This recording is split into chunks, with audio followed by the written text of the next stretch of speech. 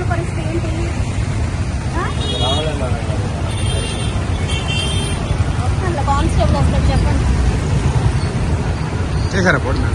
చేశారు.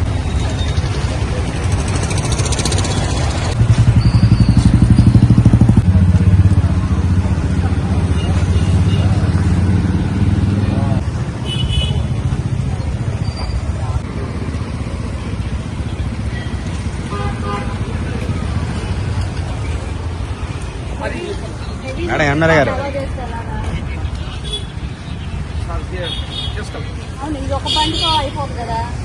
సిటీలో తిరుగుతూ ఉంటే రోడ్ల పరిస్థితి ఏంటి? ఇప్పుడు ఆల్రెడీ 6 months నుంచి ఇదే యుద్ధం చేస్తున్నాము. మీరు ఇలాగే ఎలా చేస్తే ఎలాగా? 2 నెలలు ఉంటున్నాయి వేసిన రోడ్లు, తర్వాత గుంటలు చెక్కులు పోతున్నాయి, మామూలుగా వచ్చే వాళ్ళందరూ పడుతున్నారు. అట్లా మీరు ఎలా చేస్తే ఎలా కుదురుతుంది?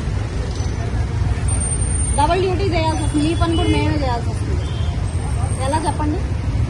లిమిట్ ఓకే, దాని టైమింగ్స్ ప్రకారం ఆయన రావచ్చు 9 తర్వాత, కానీ అంత హెవీ లోడ్ వేసుకొని వస్తే ఎట్లాగా? రోడ్డు పరిస్థితి ఏంటి?